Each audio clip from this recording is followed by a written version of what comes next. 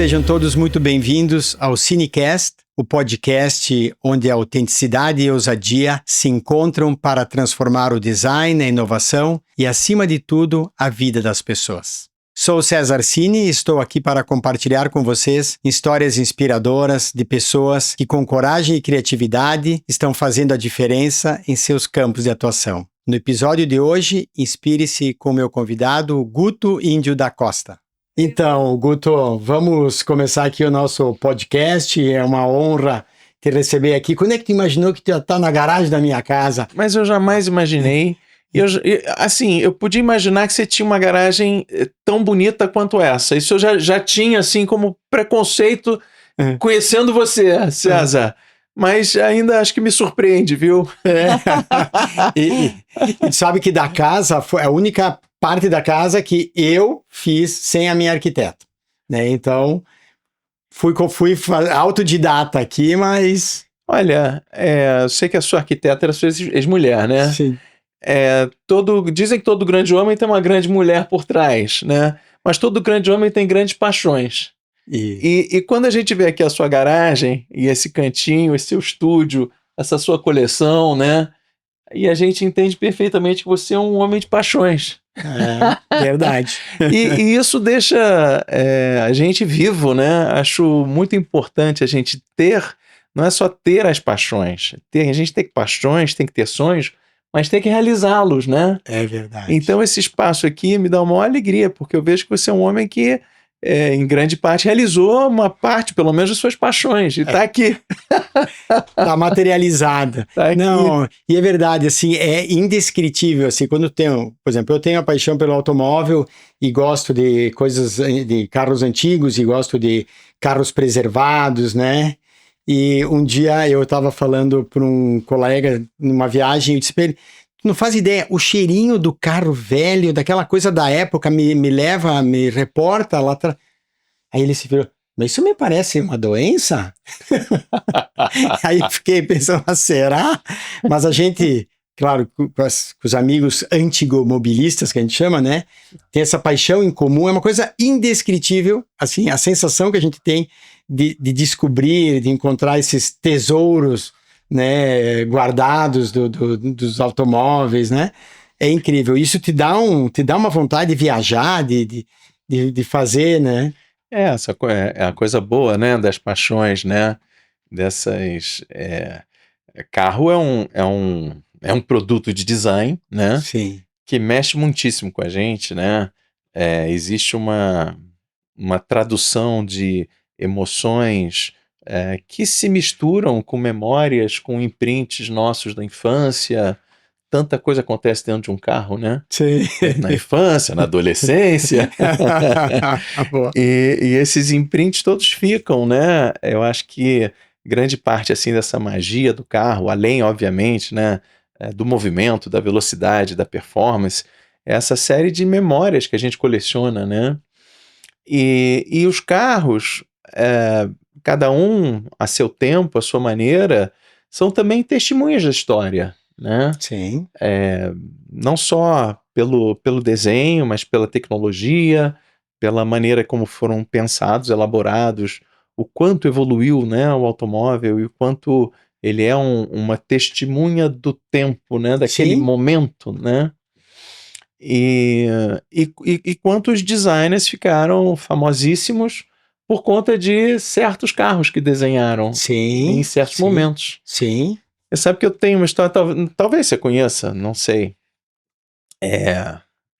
Fernand Porsche, que não era um designer, né? Era um engenheiro, mas com, obviamente, uma sensibilidade extrema de designer, né? E que desenhou o Fusca, né? Sim. E depois fez a Porsche e desenvolveu seus carros e tal. Fernand Porsche era um engenheiro, era um exímio engenheiro, e grande parte das suas invenções foram usadas durante a guerra. Uma das vantagens, né, da supremacia alemã era exatamente, por exemplo, o Panzer, que era aquele tanque que atirava enquanto se movimentava. Os outros tanques precisavam parar para dar tiro. Olha só. O alemão, desenhado Sim. também por Fernand Porsche, atirava enquanto andava. Obviamente, isso é uma vantagem competitiva Sim, tremenda, né? sim. Alguns conceitos incríveis, como, por exemplo, o veículo que andou na Lua, também desenho de Fernand Porsche, tinha as 4 rodas motorizadas com pequenos motores elétricos. Um pequeno geradorzinho Sim. que levava um fiozinho até a roda. A grande simplificação que a gente está assistindo agora dos carros, né, finalmente essa era de baterias superpotentes e carros elétricos, isso vem de uma concepção de Fernand Porsche lá da década de 40, 50, Sim. né? E tem uma história curiosa que depois da guerra ele foi preso. Foi preso na França, porque fazia parte, né, não do exército, mas obviamente da equipe de planejamento, né, ele estava Sim. na equipe de engenharia, e preso na França, logo depois da guerra, ele só é liberado pela sua genialidade, porque os franceses quiseram fazer em algum momento um carro para competir com o Fusca. E um francês vira para a equipe da Citroën e diz: olha, só há um sujeito capaz de fazer isso. Fernand Porsche. É melhor Sim. vocês tirarem ele de trás das grades. Sim. E eu acho que eu não sei aí detalhes exatos, O mas dois houve uma CV lá. espécie de um acordo Sim. e ele saiu da prisão e ele desenhou o Citroën 2CV, Sim. aquele 2CV, né? Eu tenho. Que é um Aham. clássico também, É. francês, né? Enfim, carros e histórias. E eu, quando fazia a visita guiada do meu museu ali, explicando que os microcarros, eles nasceram depois da guerra, quando a Europa estava arrasada, Sim. e as pessoas só tinham dinheiro para andar de moto, de bicicleta ou de moto. E eles Sim. começaram a carenar essas motos, e aí que nasceu a Isetta e uma série de, que eles chamam de Kinderwagen, né? Que seria carro de criança, mas que na verdade levava um casal e uma criança. Então, o meu museu, a minha temática do museu é em torno desses pequenos veículos, que tem a maioria motorzinho de moto, e o legal é que pela simplicidade daquilo, eu vi como é simples o carro, né? Porque hoje a gente se aproxima do carro, não quer nem abrir o capô, né? A gente tem medo. E para ver como é, uma espiazinha aqui, que empurra aqui, que puxa ali, e funcionava, né? Então eu perdi o medo do carro com os pequenininhos. Até, né, César, impressionante, né? Como o Brasil nunca conseguiu ter uma indústria automobilística, né? Digo isso, uma indústria proprietária, né? Tudo bem, lógico, a gente fabrica aqui carros de marcas diversas e multinacionais diversas, né? Mas nunca houve, de fato, uma grande marca brasileira bem-sucedida, né? Gurgel tentou, não conseguiu, né? E esse caminho do microcarro, que obviamente para a nossa população, né, com baixo poder aquisitivo, seria uma solução interessante, né, Sim, uma moto automóvel, né, sim. também nunca floresceu. Curioso, né, que com esse mercado gigante o Brasil nunca tenha conseguido Sim. se Pois é, desenvolver, teria né? sentido, né? Fizeram eu diria uma reedição da Isetta, que é o Microlino, que é produzido Sim. na Itália, um projeto, não sei se era suíço, e eu queria importar não posso, porque não tem airbag no Brasil, não pode licenciar. Inacreditável. É praticamente uma moto. Se tu pode andar com a moto não tem airbag. Entende essa coisa? Mas eu acho que eu vou trazer nem que seja para uso assim. Nem que não possa ter uma placa, né? Acho que sim. Mas eu tenho Mas, essas maluquices, né? Recentemente o Twizy da Renault, que é sim, aquele uma espécie de um quadriciclo sim, elétrico, né? sim. Também não pode andar na rua por conta de legislação. Verdade. A E era um gente viu carrinho sim, eu simpático, vi. pequenininho, Ele estaciona que ágil. nem moto e tudo. Burocracias. Mas, Guto, fala um pouquinho de ti aí, né? Nossos espectadores aqui estão querendo te conhecer. Prazer. Eu acho que eles já sacaram que tu é designer, né? Mas a gente queria um pouquinho da tua trajetória Pois é, aí. não consegui esconder já no primeiro comentário, né? Eu me formei em designer numa faculdade europeia, na verdade, uma faculdade na Suíça, mas uma faculdade americana. É uma faculdade chamada Art Center College of Design, que é uma faculdade cuja origem é o design de automóvel. Por Pô, quê? Eles foram uma das primeiras faculdades americanas a criar, dentro do curso de design de produto, duas vertentes: design de transportes e design de produto, né? E como foram das primeiras, tiveram um enorme sucesso. E os alunos se prepararam muito, né, nesse ramo de transporte para a indústria automobilística. E o Art Center tem hoje, assim, eu diria, acho que o mérito de ter formado grandíssimos designers de automóveis que trabalharam e trabalham ainda em todas as indústrias do mundo, né?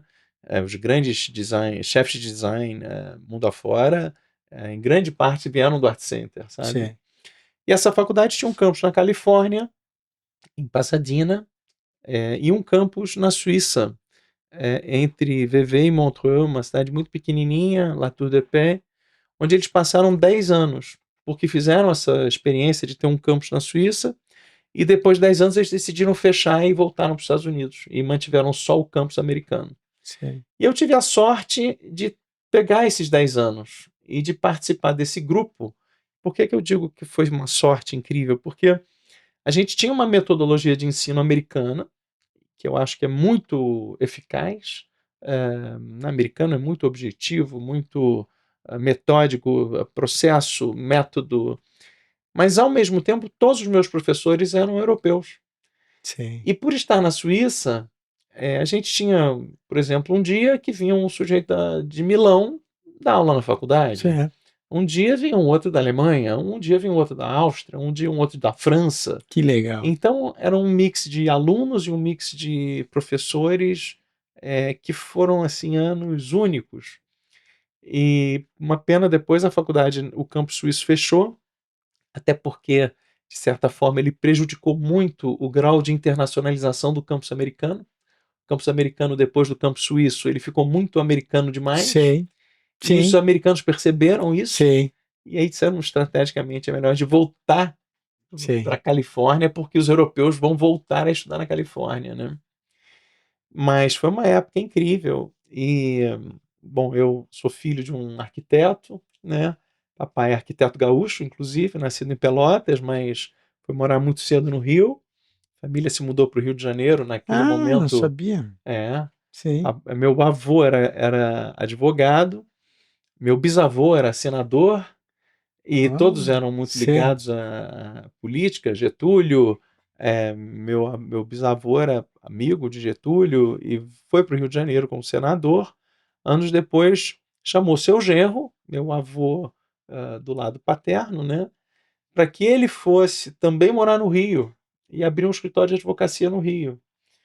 Então, meu avô Birajara, gaúcho também de Pelotas, foi com a minha avó Laura, Laura Simões Lopes, que é Uau, um sobrenome importante aqui no Rio importante. Grande, né? É, Exato, minha família toda é Simões Lopes, papai seria Simões Lopes. Não fosse o nome do pai ser Índio da Costa, aí seria um nome enorme, né? Papai sim. seria Luiz Eduardo Simões Lopes Índio da Costa. Puxa. E aí, obviamente, minha avó suprimiu o Simões Lopes. E ele então vai morar no Rio aos 3 anos de idade. Tinha um irmão mais velho, advogado, Luiz Felipe, e se estabelece no Rio.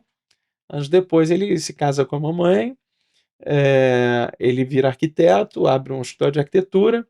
Na década de 90 eu me formo designer na Europa e volto para o Brasil. De certa forma, começo um pequeno departamento de design dentro desse escritório de arquitetura, né? Certo.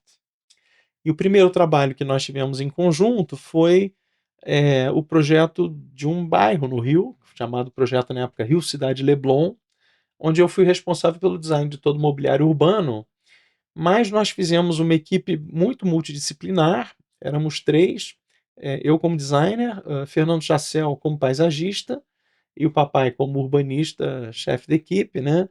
Mas nós três participamos de maneira muito eh, comum, muito íntegra, muito unida no projeto como um todo, né?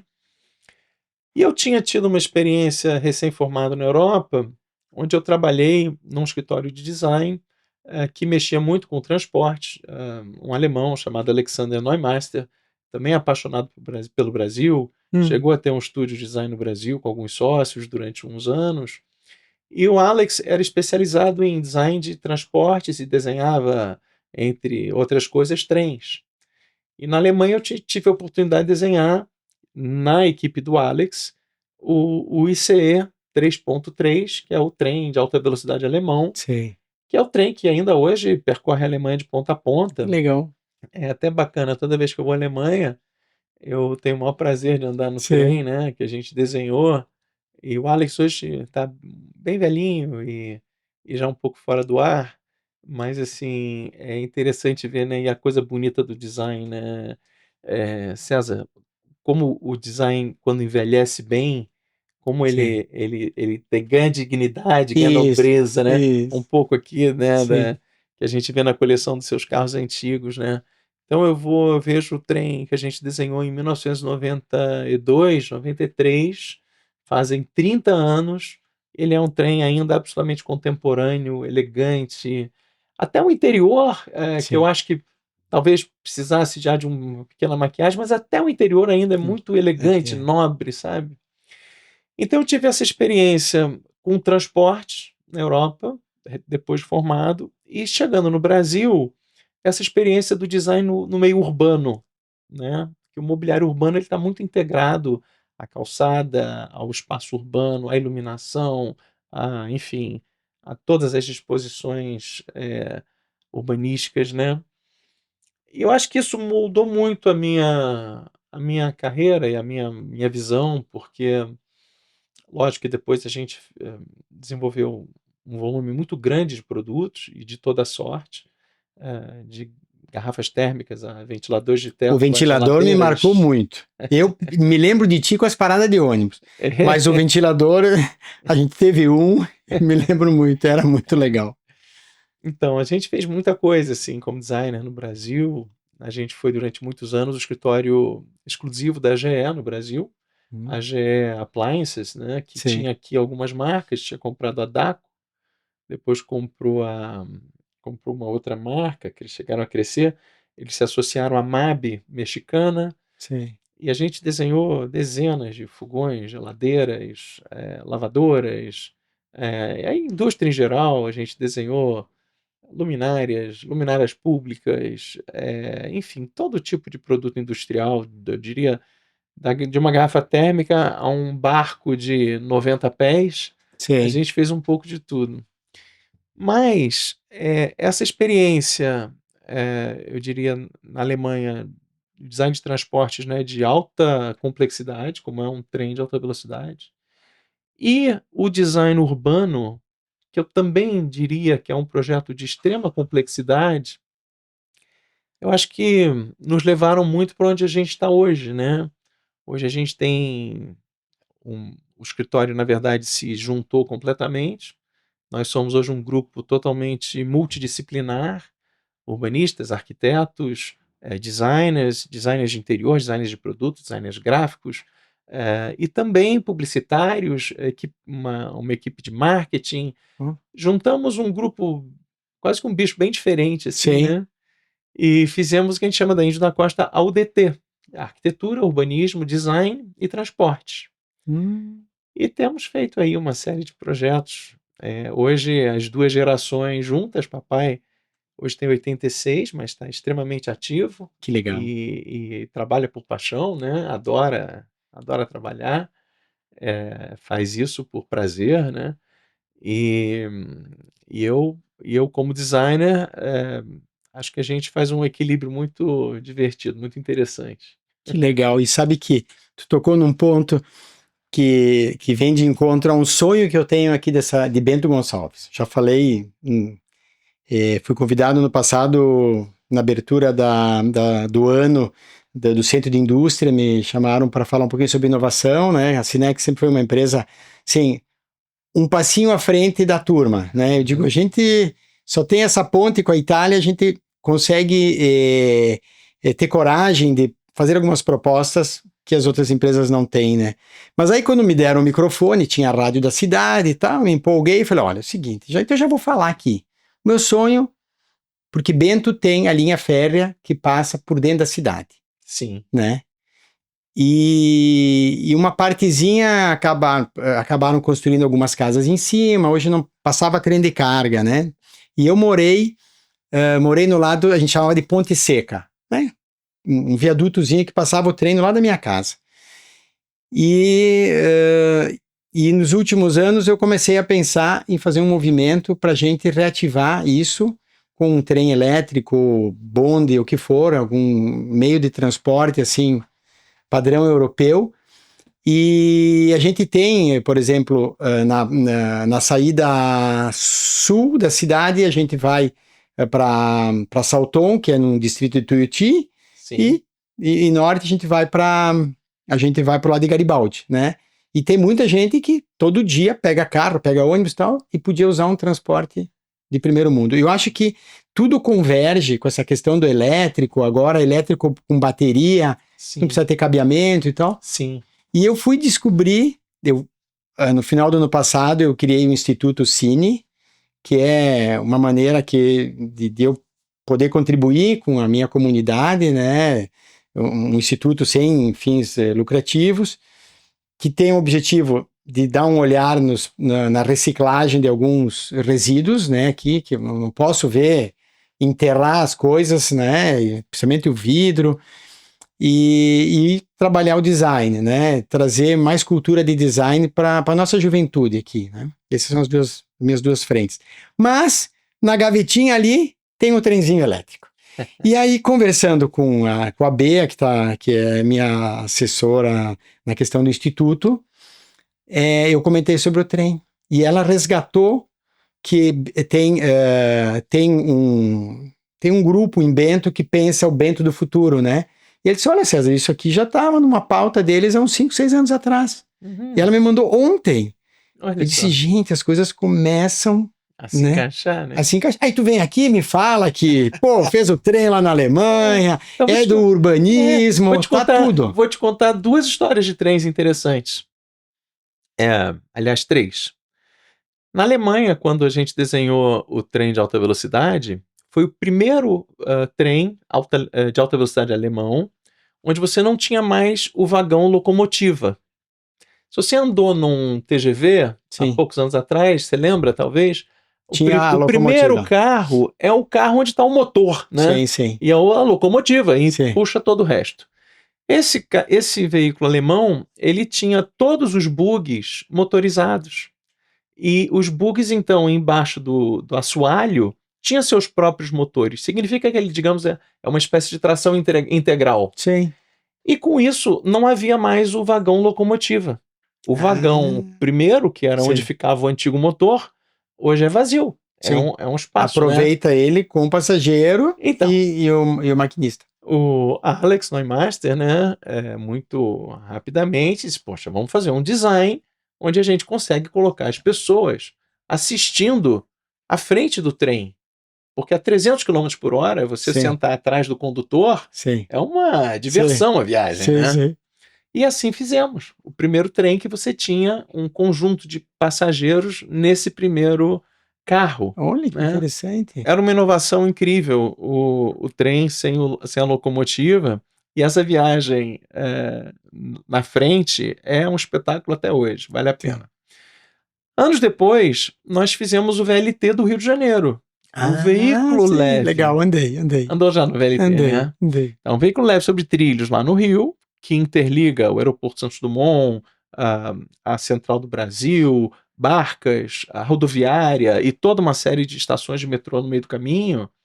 É um sistema integrador urbano fantástico, silencioso, elétrico, piso baixo, portas amplas, você entra e sai com a maior facilidade. Sim. Primeiro trem que não tem mais o cobrador, né? Você bilheta voluntariamente, você compra o seu cartão e você voluntariamente faz a sua bilhetagem, né? O que foi uma experiência inovadora no Rio de Janeiro. Sim. Na época, presidente da CCR me chamou e disse: olha, tá tudo muito bonito, mas assim, essa brincadeirinha aí Que de paga não se quer. paga se quer Tá no Rio muito de suíço. Janeiro, Tá muito suíço aí. Eu tô...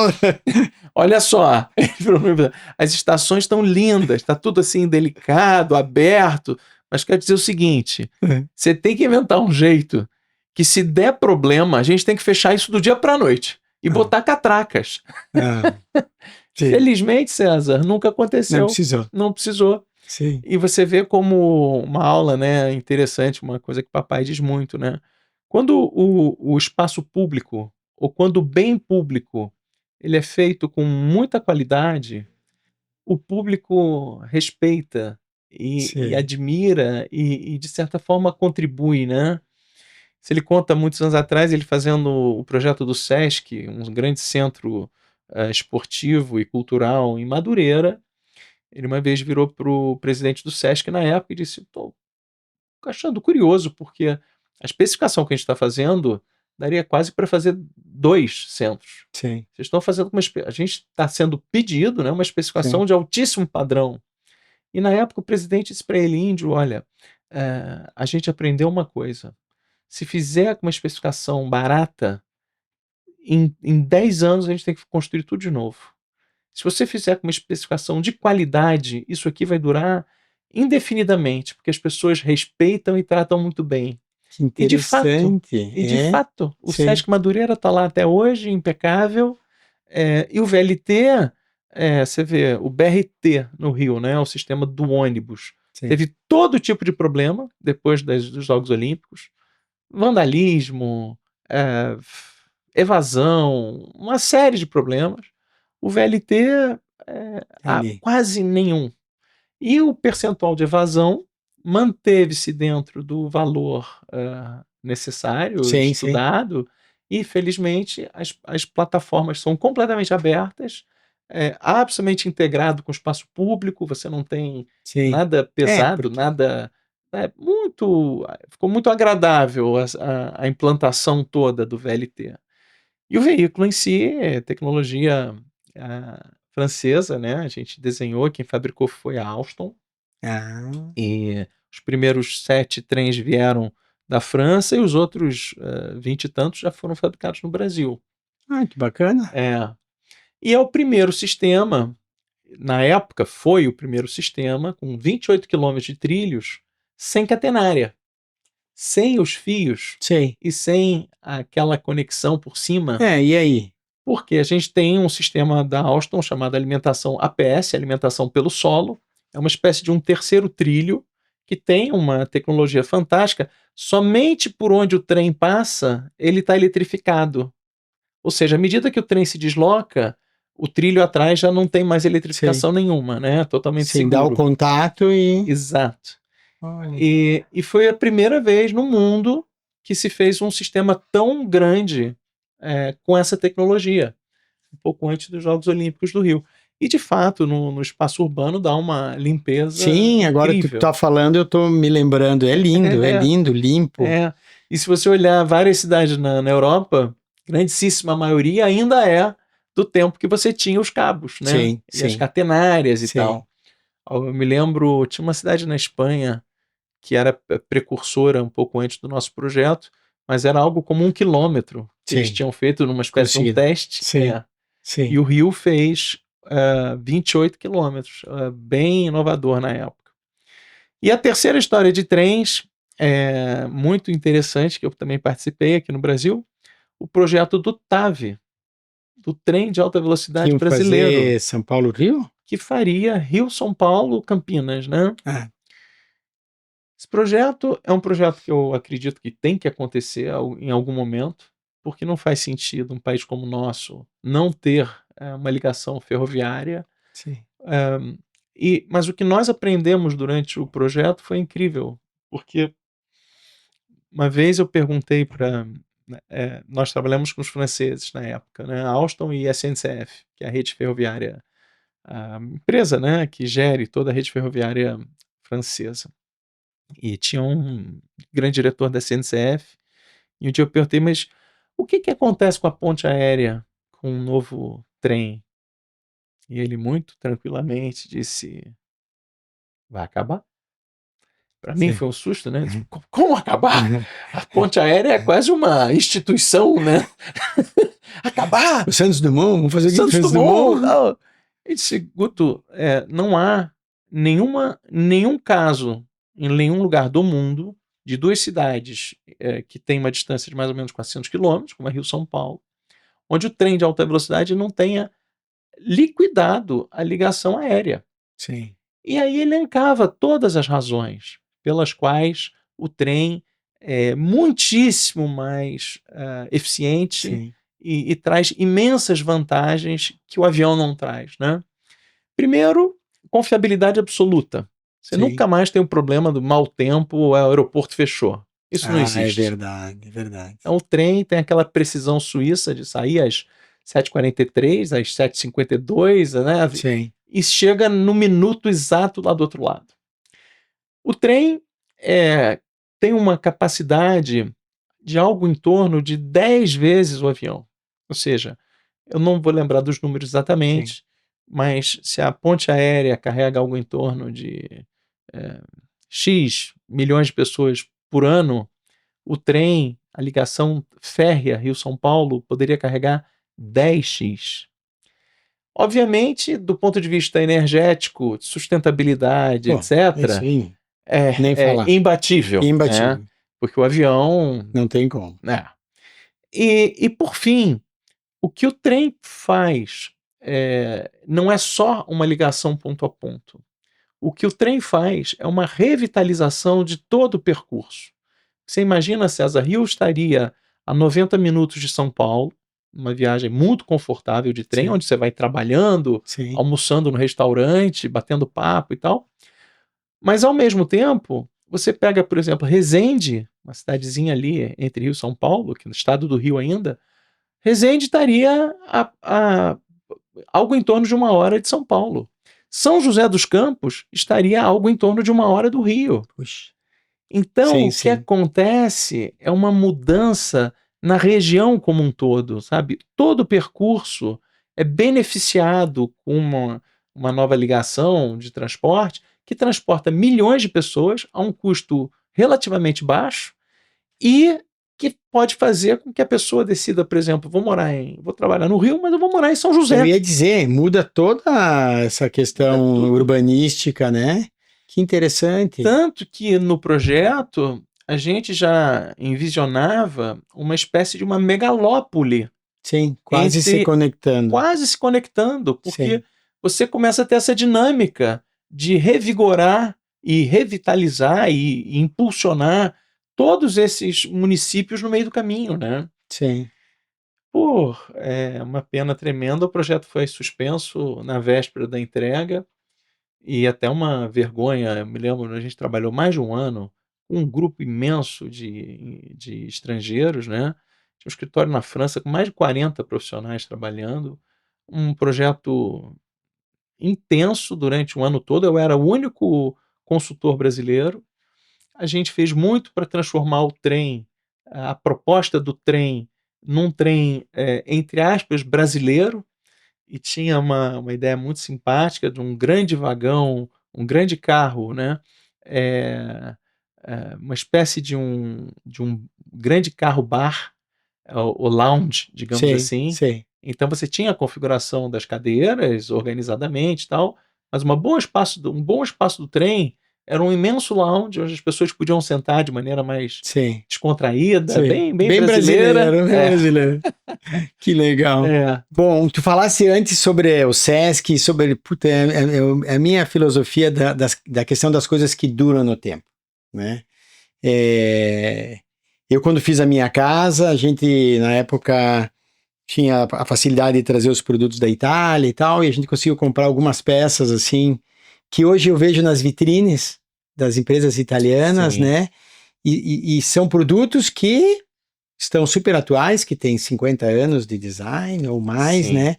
E aí a gente vê como as coisas parecem aparentemente caras, muitas vezes são feitas com matérias-primas boas, feitas para durar, e eu digo, elas se pagam no tempo, É. né? E achei super interessante essa linha de raciocínio da pessoa do Sesc, né? Que eu até me surpreendeu os projetos do Sesc. Falei, poxa, mas por Sim. que o pessoal anda fazendo coisa bonita? Porque a gente está acostumado com a coisa pública que assim, custa o dobro da privada e tem a metade da qualidade. E né? dura metade do tempo. Exato. E então, essa visão que a gente tem das coisas duráveis. O nosso mantra, né, da questão da sustentabilidade é fazer produtos que durem no tempo. Que eu não tenha que trocar, né, e explorar ali o planeta para fazer de novo alguma coisa que envolveu toda uma cadeia produtiva. Né? Então, eu sou júri de um prêmio alemão há muitos anos. A Alemanha tem alguns prêmios internacionais de design, e um deles importante é o Red Dot. O Red Dot é um prêmio do norte da Alemanha, né? Tá baseado numa pequena cidade chamada Essen. O Red Dot transformou a premiação alemã numa premiação internacional. A gente julga hoje mais de 5.000 produtos todos os Legal. anos. Imenso, imenso. Sim. E há uns, talvez 12 anos atrás, eu fui convidado para ser um dos membros do júri. E desde então, todo ano eu vou à Alemanha, somos um grupo de 40, mais ou menos o mesmo grupo, às vezes com pequenas variações, e nos encontramos na Alemanha e fazemos esse julgamento. Estou indo agora em março, daqui a um mês eu estou na Alemanha de novo para o julgamento 2025, né? Mas eu digo sempre para o Peter Zek, que é o fundador do Red Dot, eu digo, Peter, a gente tinha que fazer um outro prêmio de design. O prêmio 10+. Significa o seguinte, julgar os produtos que estão no mercado há pelo menos 10 anos. Interessante. Porque o bom design, muitas vezes, ele é como vinho, né? Ele precisa até decantar. Existem certos designs que, de certa maneira, num primeiro momento, são até pouco compreensíveis. Né? Mas 10 anos depois, você olhar o que permanece no mercado, o que permanece contemporâneo, o que permanece correto, né? Adequado, digno, bem feito, tem um valor muitíssimo maior. Sim, né? Com certeza. Eu tenho um grande amigo italiano, Giovanni Cutolo. Ele foi presidente da Fundação Compasso d'Oro, e eu conheci, ele veio ao Brasil, ele me convidou, eu fui um dos membros do júri do Compasso d'Oro, a convite do Giovanni há muitos anos atrás, na década, acho que por volta de 2010, não lembro exatamente o ano. Até uma data específica, porque o Compasso d'Oro estava fazendo 50 edições, se eu não me engano, ou 50 anos ou 50 edições. Eu vi que é de 54. Estive visitando então, agora em janeiro. Primeira vez, visitei o AD lá. Que legal, lá em Milão. Olhei um por um. Então, e a premiação foi em Roma. 54. Deve ter sido 2004, talvez. Mas enfim, o que eu ia contar. Giovanni foi muitos anos diretor comercial da Artemide. E me contou essa história do que foi a luminária Tizio. A Tizio, quando foi desenhada, com muita expectativa por parte da empresa, porque era uma luminária também muito inovadora, as hastes articuladas por onde passava energia, você tinha o transformador na base, então a energia passava com pouca voltagem. Na época foi uma grande inovação, né? Richard Sapper, o designer, né? Aquela coisa com alto equilíbrio, né? Uma ponta equilibra a outra, então você estica a luminária de um jeito, você fecha ela de outro. E a Tizio no primeiro ano vendeu algo em torno de 1.000 peças. No segundo ano vendeu algo em torno de 1.000 peças. No terceiro ano vendeu algo em torno de 1.000 peças. Sim. E continua vendendo até hoje. Diz o Giovanni assim, eu carregava a Tizio embaixo do braço e tal, e todo mundo achava bonita, mas não vendia. Sim. A luminária não vendia. Com os 5 anos de idade, mais ou menos, o presidente na época da Artemide disse, essa luminária é linda, mas ela é conceitual. Sim. E ela não vai ser um sucesso de mercado. Mas ok, vamos mantê-la na linha por... Sim. De repente a luminária vendeu 10.000 peças. De repente vendeu 50.000 peças. De repente vendeu 100.000 peças. Meu Deus! E a luminária foi, durante 20 anos, um dos carros-chefes da Artemide. E é um clássico até hoje. Sim, né? sim. E ele contava essa história exatamente mostrando como, de certos momentos, o design, o mercado não está maduro para uma proposta de design, né? Sim. E ele diz, meu Deus, se não fosse por uma teimosia nossa, e se nós tivéssemos tirado a TIDS de linha, Sim, sim. nós teríamos perdido 2 décadas de sucesso global com aquela luminária, Sim. que foi assim o grande carro-chefe da empresa durante tantos anos. É Interessante. interessante isso, né? Tudo a seu tempo. Essa leitura do momento, né? A gente, na empresa também, tem horas que esse produto não pegou, e de vez em quando eu pergunto, mas será que quantas pessoas já viram? Será que a gente tem essa capilaridade da informação, né? Ou será que a gente está sempre se comunicando com os mesmos, né? Então não vende por quê, né? Ou a gente lançou no momento errado, né? Uhum. E aí daqui a pouco tem uma curva de crescimento. A gente, por exemplo, a coleção Vestir-se, que são os nossos vidros, mas com as palhas, com os tecidos, a gente ia lançar em março e deu o Covid.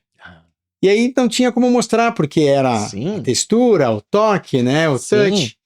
E aí a gente se perdeu um pouco. E eu tô sentindo assim que devagarinho passaram os seus anos e ela começa a aparecer, né? E as pessoas falam, isso aqui é legal. Que tu começou devagarinho a espalhar, né? Não tem como vender sem ver. Ô César, vocês, né, são uma empresa extremamente antenada, inovadora. Me lembro de visitar o seu centro de inovação aqui em Bento, lá na Cinex. Um orgulho de ver, pô, o seu carinho, o seu capricho, né? Você não imagina, nós como designers, eu digo que designer é uma profissão extremamente perdulária, porque para cada ideia que finalmente chega ao mercado e que vinga, Sim. a gente jogou fora dezenas, de fato dezenas. É lógico que não desenvolvidíssis, né? Mas você joga dezenas de croquis fora até achar o que mais interessa. E nem sabe se eles talvez não fossem melhores do que o que foi escolhido. E depois, à medida que você vai desenvolvendo, você desenvolve meia dúzia até filtrar 2 ou 3, e eventualmente você chega a uma pesquisa de mercado, que é burramente quem vai definir o produto final, né?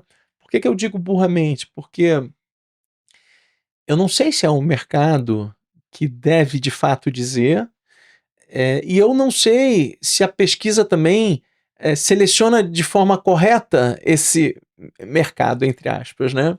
Mas eu tenho uma história ótima. A gente desenhava para a GE e a gente tinha feito um projeto de uma geladeira, e os mexicanos estavam tentando trazer geladeiras dos Estados Unidos e do México para o Brasil, e elas não eram aceitas pelo mercado aqui, por uma série de razões.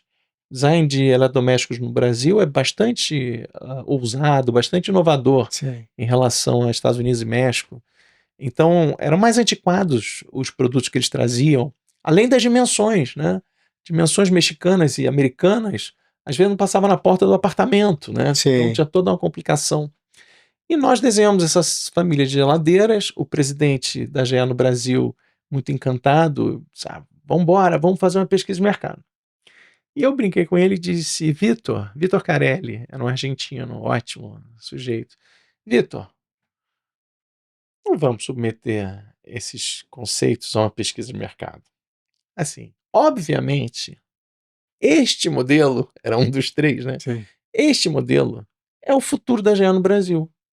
Esse aqui eu brincava e dizia, esse aqui é um Audi. Esse aqui é que tem as linhas mais ousadas, mais contemporâneas. É a personalidade que nós queremos para a marca daqui a 3, 4, 5 anos. Vai botar isso no mercado, a dona de casa vai sentar ali e vai... Aí ele virou para mim e disse, Guto, você está sugerindo que a gente não faça pesquisa? Achei boa ideia. Vamos fazer o seguinte. Eu tenho que investir algo em torno de 100 milhões de reais em ferramentas para fazer a linha que vai fabricar esta geladeira aqui no Brasil. Se você me garante que este é o modelo adequado, a gente economiza as pesquisas, a gente ganha tempo, mas com uma condição. A Índio da Costa precisa garantir que no caso da geladeira ser um fracasso, você nos reembolsa os 100 milhões gastos em ferramenta. Aí eu dei uma boa gargalhada, falei, Vitor, eu tô achando uma ótima ideia a pesquisa. As pesquisas eram complexas, porque eram no Brasil, eram no México, eram na Colômbia, eram em vários países, sabe? E nós tínhamos uma necessidade... receio ali. Não, mas uma necessidade dificílima, porque entre 4 modelos e mais a concorrência, Sim. nós tínhamos que ter um modelo com mais de 50% da preferência. Sim. Ufa, era uma... complicado. Por uma sorte tremenda, o modelo que eu gostava foi de fato o escolhido. Ai, que bom. E meses depois de todas essas pesquisas e tal, desenvolvemos aquele modelo. Na época, chamava-se a linha Imagination. Aliás, uma linha que passou muitos anos no mercado, ganhou prêmios, foi publicada fora e tal. Eu me lembro de fazer uma palestra no Chile uma vez e mostrei o projeto. E era uma faculdade acoplada a um shopping center. Depois saímos para jantar, o professor, o diretor da faculdade, me levou numa loja do shopping. Olha a sua geladeira aqui, tinha uma parede inteira, né? Com todos os modelos, tamanhos, alturas e tal. Mas essa coisa essa sensibilidade do que é o futuro, né? E do que é que vai ser aceito daqui a 5 anos, daqui a 10 anos. O que vai ser adequado? Eu acho, sinceramente, porque hoje a gente já trabalhou com tantos designers e tão talentosos. Tem umas coisas muito engraçadas, César. Às vezes a gente tem designers extremamente talentosos, são capazes de gerar conceitos assim em larga escala e um monte de desenhos na parede. E a gente bota lá 30 ideias na parede e junta toda a equipe e diz, muito bem, senhores, e agora? Qual desses 30 é o adequado? E aí, curiosamente, muitos desses designers que tiveram o talento de gerar as 30 ideias não têm o talento de saber qual delas tem ou não futuro. Sim.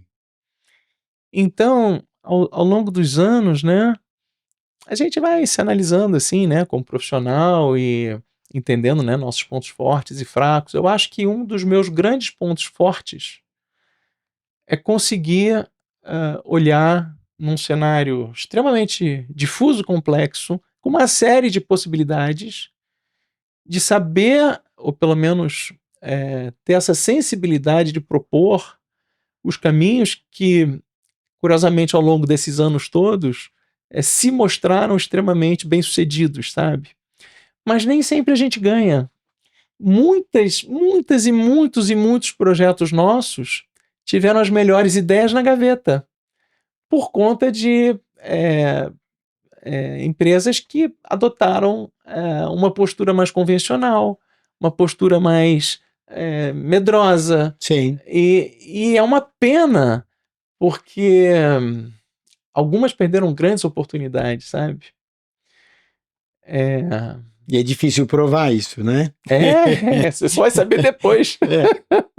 Mas tu sabe que eu estava escutando um dia um manager da área de inovação e ele falando sobre... era da área de doces, né? Mas uma empresa global.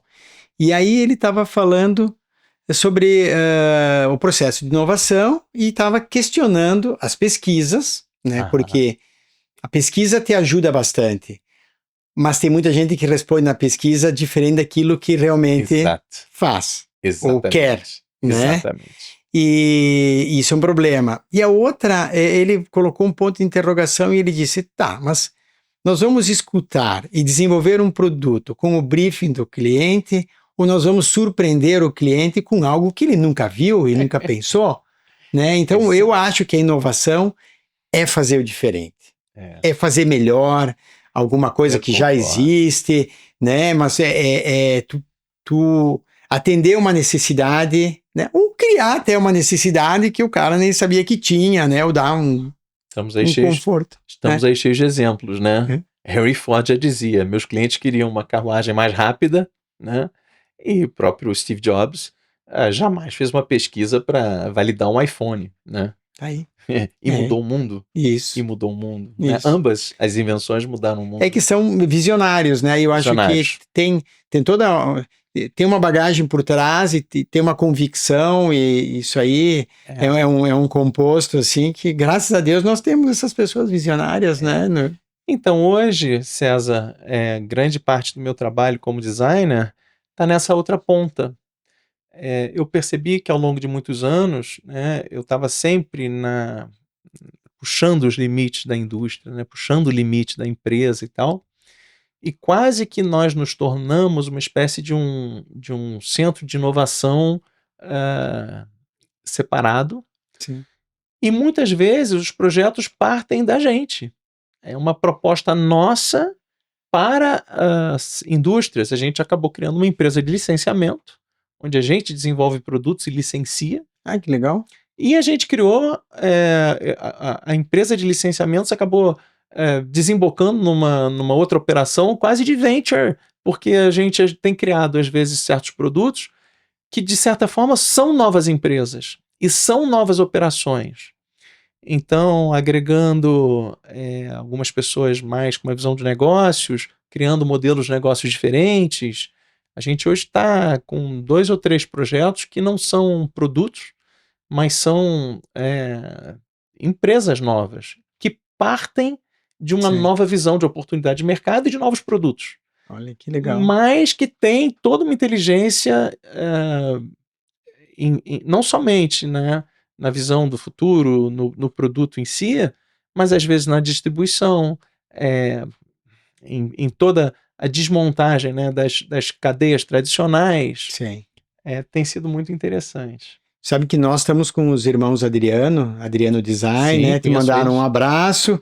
Vão estar te assistindo hoje. Eles estão aqui, né? E eles têm acompanhado a trajetória deles, a gente convidou eles para falar. E como tenho viajado com eles, então, eles vão nos contando os bastidores, as histórias dos produtos. E realmente essa barreira que tem de dizer assim, eu preciso de um produto maravilhoso, mas mais barato, mais competitivo e tal, e eles dificilmente fazem um produto mais barato. Eles sempre fazem um produto surpreendente, né? E acaba surpreendendo o cliente de que aquele produto mais caro acabou fazendo sucesso. Exato. Porque nem sempre é o preço, né? Se tu tem uma entrega diferenciada, né? E eles têm vários cases legais e nós, na trajetória com eles, temos apostado nisso, né? Vamos fazer produtos diferentes, produtos que duram no tempo, produtos que fazem o que os produtos da concorrência não fazem, né? O que eu vejo hoje, né, é que a gente está num momento de muitas transformações e muito rápidas, né? E as pessoas, né, não trabalham mais da maneira que trabalhavam anos atrás. O mundo do trabalho vem sofrendo uma revolução tremenda. Sim. As pessoas não vivem mais, não moram mais da maneira que moravam. O mundo do morar está sofrendo uma transformação tremenda. Existem tantas transformações acontecendo e eu acho que as empresas, os designers, os visionários, né, que entendem esse movimento, que conseguem perceber esses movimentos e conseguem antecipar, né, soluções exatamente ainda nem tão desejadas ou tão queridas, né, eu vejo aí grande oportunidade de sucesso. E para a gente tem sido mais fácil investir na criação disso e estruturar a ponto disso virar uma operação e aí sim trazer parceiros, investidores e fabricantes, do que querer convencer uma empresa tradicional a fazer algo. Sim. Interessante, muito interessante. E também, assim, se vocês têm a visão de como, né, questão de cadeia produtiva, como promover, né, porque mudou toda a parte da comunicação. Totalmente. Mudou, né? Totalmente. E sabendo o target que vocês querem atingir tudo, né? Pelo que eu entendi, é um super pacote, né, que vocês entregam. Eu diria, né, a gente tem desenhado startups, de certa forma. A gente está desenhando startups. Elas nascem de produtos novos, mas elas têm toda uma concepção diferenciada e, no fundo, se tornam novas empresas. Sim. E a gente está conseguindo trazer para investir e participar disso empresas tradicionais e Certo. convencionais, Sim. mas que olham e digam, tá, isto não é a minha empresa, isto é uma nova coisa, isto é Sim. eu gostei, eu quero participar disto, mas não transforma a sua, entendeu? Quer dizer, Mas então, é muito mais fácil, eu acho, ter sucesso do que ser mais um produto que uma parte não acreditou, outra parte acreditou, exato, e daqui a pouco fica ali no exato, banho-maria. Quando tem um exato. negócio novo, opa, esse negócio ele tem começo, meio e fim. E é uma marca diferente, muitas vezes um modelo de negócio diferente, que conflita com o modelo de negócio da empresa atual. Sim, Então, muitas vezes é muito bom que seja diferente, seja novo, sim, porque não preciso brigar com a minha cadeia de distribuição, sim. não preciso brigar com a minha. Sei, sei, sei, É sei. um outro bicho e tal. Isso. Então tem sido muito interessante, assim, bem desafiador. E o outro campo que a gente tem feito muita coisa e me dá muito prazer é o campo urbano, né? É o espaço urbano. Porque se e aí falando especificamente de Brasil, né? Se o mundo mudou tanto, se a maneira da gente trabalhar, viver, morar tem mudado tanto, as nossas cidades são, do ponto de vista de design, uma tragédia, né? Vocês aqui em Bento, vocês estão preservados de tanta coisa, né? Isso aqui é um mundo à parte, mas assim, principalmente as grandes cidades brasileiras, elas caminham a passos largos para desastres, né? E o Rio de Janeiro é um. Eu, como carioca, tristemente sou uma testemunha disso. Nos últimos 40 anos, o Rio de Janeiro só fez piorar, né? E por que a gente tem tido sucesso e está trabalhando muito nesse universo urbano hoje de maneira bem vibrante? A gente fez recentemente toda a orla de Balneário Camboriú. Posso falar rapidamente sobre isso, que é bem interessante. Eu digo que é um projeto de reposicionamento de uma cidade. Sim. Balneário Camboriú era a cidade que construiu em cima da natureza, a cidade que destruiu as praças, os parques, né? A cidade que fez sombra na areia. Isso. De repente, expande-se a praia com aquele replenamento de areia. De repente, cria-se a gente propõe um parque linear na beira do mar que vai trazer de volta a praça, o parque, para toda o centro da cidade, né, de Balneário. Eu digo que é um reposicionamento porque ela deixa de ser a cidade do arranha-céu e ela volta a ser a cidade do encontro, a cidade do abraço. Uma coisa interessante, o prefeito de Balneário uma vez me contou, dizendo que ele era um prefeito sortudo, porque a cidade dele, em comparação às cidades brasileiras, tinha muito menos problema, né? Balneário é uma cidade muito preservada de uma série de problemas que o resto do Brasil tem. As pessoas aqui vêm para cá na terceira idade, né? A gente tem uma população grande na terceira idade, se aposentam aqui, mas estão longe das famílias, estão longe das redes de proteção, de carinho, de Sim. afeto, Ah, e vai perdendo os seus familiares, vão ficando sozinhas. E eu disse para ele: olha, esse projeto, eu aposto, vai contribuir para a redução desses índices. Porque quando você reformula o espaço urbano e transforma ele num espaço muito mais agradável, mais verde, mais sombreado, mais cheio de atrativos, gratuito, na beira de uma praia, sim. como é Pô, Balneário, você muda a dinâmica social da cidade. As pessoas que estavam solitárias em casa vão usufruir daqueles espaços hoje e vão confraternizar, vão socializar, vão arrumar novos amigos, novos grupos. Ah, o espaço urbano brasileiro, ele em alguns momentos ele chega a ser hostil, né, César? São Paulo é uma cidade hostil, é uma cidade desenhada para automóveis, uma cidade sim. onde você praticamente não caminha a pé, é uma cidade barulhenta, confusa, caótica. É, ela é o oposto do que deveria ser a sociedade organizada vivendo em comunhão e, né, Sim. integrada. Ela é o oposto.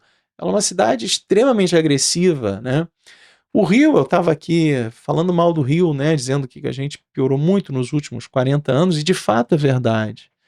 Mas o Rio tem uma questão que é indiscutível, assim, o espaço público do Rio ainda permite um hall de atividades que é espetacular. Você morar, por exemplo, em frente ao Aterro do Flamengo é uma verdadeira maravilha, sabe? É um parque público fantástico, com uma multidão usando todos os dias, é vibrante, é animado. Obviamente, a costa, as praias são lindíssimas, né? Os parques, as montanhas. O Rio é dessas cidades, né, que você pode fazer pesca submarina de manhã, pedalar dentro de uma floresta à tarde, né? E fazer um voo de voo livre de asa delta ou parapente e pousar na praia, né? Sim, Tudo isso dentro da cidade. Você sim. pode andar de kite, você pode andar de jet ski, você tem essa mistura da natureza com a cidade, é incrível, né? Mas na parte urbana, o Rio tem muito a melhorar, muito. E que vai da qualidade da iluminação, a qualidade do design do poste, a qualidade do design do banco. A fiação. A A fiação. sabe, é um contexto completo. Agora a gente está vivendo essa semana de muito calor no Rio, né? Pico absoluto, nível 4. Tá lá uma preocupação até, porque é muito seco e muito quente, né? Verão carioca, Rio mais do que 40 graus, né? Não é Rio 40 graus, Rio 40 e poucos graus.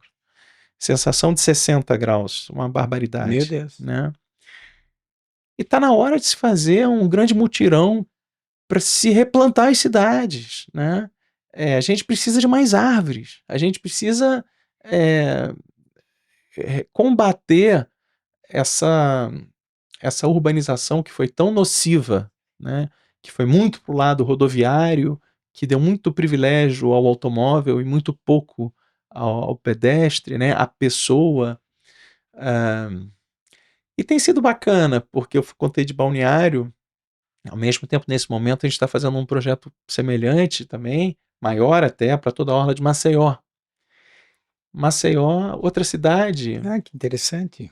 que precisa de um reposicionamento incrível, porque Maceió tem um mar caribenho deslumbrante, né? Um azul único no Brasil, tem a segunda maior barreira de corais do mundo. Sério? E a primeira das Sim. Américas, e a primeira do mundo dentro de uma grande cidade, né? Porque a primeira efetiva maior do mundo está na Austrália, mas nunca na frente de uma grande cidade. Sim. Né? A Maceió tem essa coisa incrível. E no nosso projeto ele mexe com um tripé.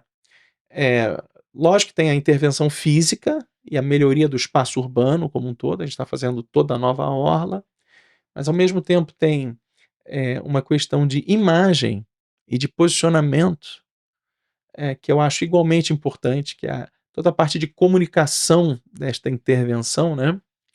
E o terceiro ponto é o serviço. A gente precisa qualificar as cidades, mas a gente precisa que elas tenham também um novo nível de serviço. E que esse serviço, obviamente, não é feito pela prefeitura, isso precisa ser feito pelo privado. Sim. Né? E esses casamentos do público e do privado, a gente tem ajudado a contribuído para que eles aconteçam, né? Para que o espaço público também seja explorado de maneira qualificada. Sim, né? que tu consiga ter uma perenidade nessa qualidade do teu projeto. Exato, senão daqui a 3 anos já não se manteve Sim. nada, o jardim já não existe, a luminária está queimada. Sim. Muda o governo, prioridades outras. Então tem sido muito interessante. Muito bom. Poxa, olha, não tenho nenhuma pergunta para te fazer, porque senão nós vamos ficar aqui. A gente deve ter estourado já todo o tempo, já explodimos tudo. As meninas aí que estão morrendo de rir. Parem, pelo amor de Deus. Tem muito para falar. Podia passar a tarde batendo papo, né, César? Então, esse foi o primeiro episódio, né? O primeiro podcast com o Guto, tá? Esse é o primeiro. Esse é o primeiro. Depois nós vamos, acho, numa outra falar de matérias-primas, setor talvez moveleiro, né? Que está te trazendo para cá. Muito obrigado por estar aqui conosco, por nos dar essa oportunidade. Eu estou aprendendo 1000 coisas aqui, fico muito feliz, sou muito curioso, né? E essa coisa do, né? Morei também na Itália, então eu tenho essa coisa de que a gente pode viver melhor, né? Sim. Cuidar melhor das nossas cidades, e é legal te escutar né? Tu tem essa tua especialização do urbano, né? Que muitas vezes passa batido, né? A gente diz, puxa, a prefeitura não faz nada, né? E muitas vezes o gestor público... Eu estava no trem indo de Milão a Torino agora em janeiro, fui visitar os Adriano para trabalhar, 150 quilômetros, 40 minutos de viagem, aquele trem espetacular. E eu pensei assim, como é que um gestor público pode fazer um planejamento se talvez ele nunca sentou num trem assim? Ele nem sabe que esse negócio existe, né? E quantos nós temos desses, né? E que... Enfim, a iniciativa pública e tudo, né? Mas que bom. Então, eu que agradeço, César, é um prazer estar aqui. Tenho uma enorme admiração por você, pela Cinex, por tudo que você vem criando, o Instituto, todas esse intercâmbio que você faz, Brasil e Itália, sua visão sempre à frente, inovadora. Eu que agradeço o convite, um maior prazer. Que seja o primeiro episódio de vários outros. Nós nem falamos do puxador que fizeste para o Obispa, né? É verdade. No próximo episódio falaremos da tua passagem pela Obispa. Obrigado. Um prazer.